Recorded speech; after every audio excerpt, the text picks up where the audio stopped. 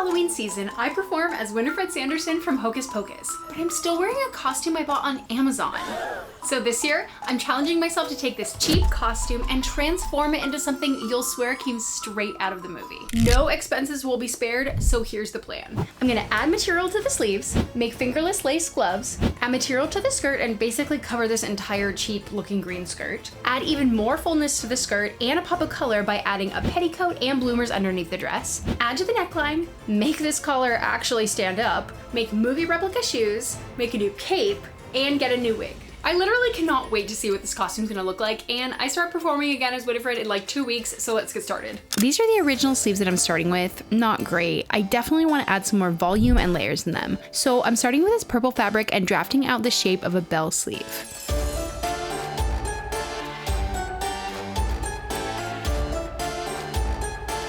I liked the way it was looking, so I did the same thing in this brown and gold soft lacy material.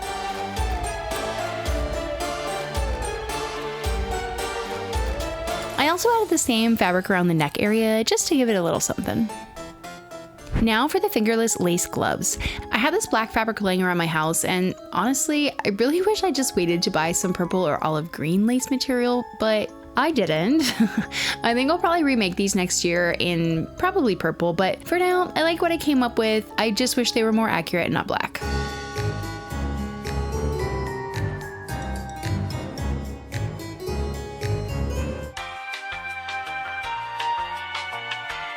Next, I wanted to add a lot more volume and layering to the skirt, so I'm starting with these pleated panels of fabric that I'm sewing to the front of the dress.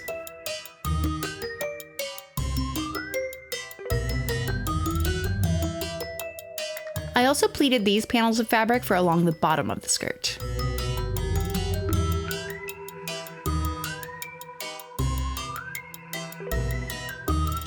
To break up this panel of fabric and make it more interesting, I'm gonna add some shredded creepy cloth. I could not find any in tan, which I found really surprising, so I'm dyeing this creepy cloth and also this gauze-like fabric.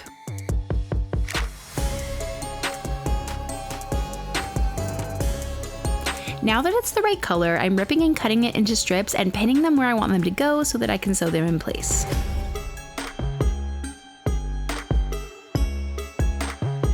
We see this pop of rusty orange color that Winifred has underneath her skirt in both Hocus Pocus 1 and 2, and I really wanted to add that to my cosplay. So I started by making a pair of bloomers out of this scrapyard of fabric that I found at a thrift store. Then I bought this white petticoat on Amazon and dyed it coral.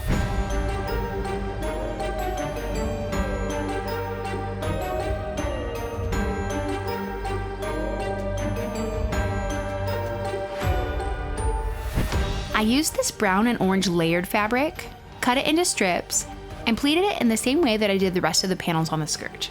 I then sewed it all the way around the bottom edge of the petticoat. I'm testing it out, and I love this pop of color that we're getting. I don't know if anyone's gonna see this, but I know it's there, and I feel very authentic.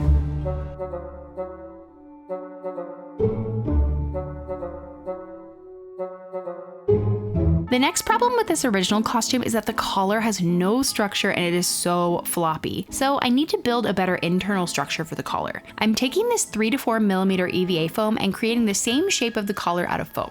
I seam wrapped the collar open and inserted the foam collar inside. Then I glued the inside closed with fabric glue and hand stitched the back.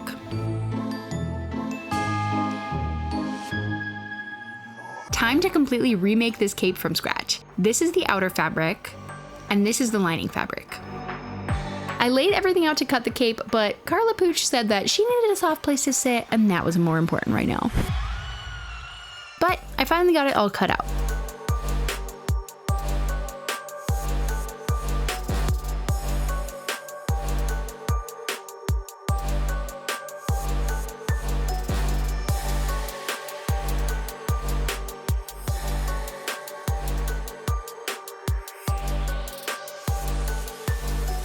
I absolutely love this lining fabric because when it hits the light, it reflects purple, and I think it ties into her costume so beautifully. When I saw this at the fashion district, I knew I had to have it.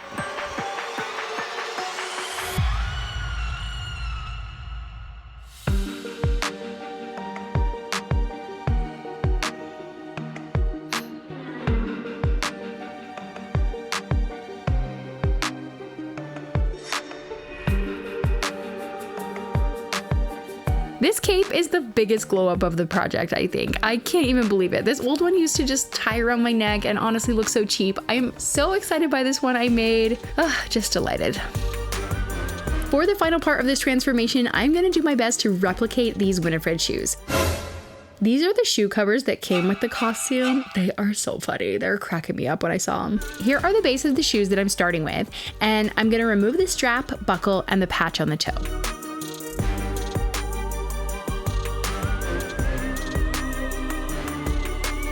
Here they are after everything has been removed and the shape has been traced out. I'm making an applique out of faux leather painted gold. And I'm gluing it onto the shoe using my favorite new fabric glue.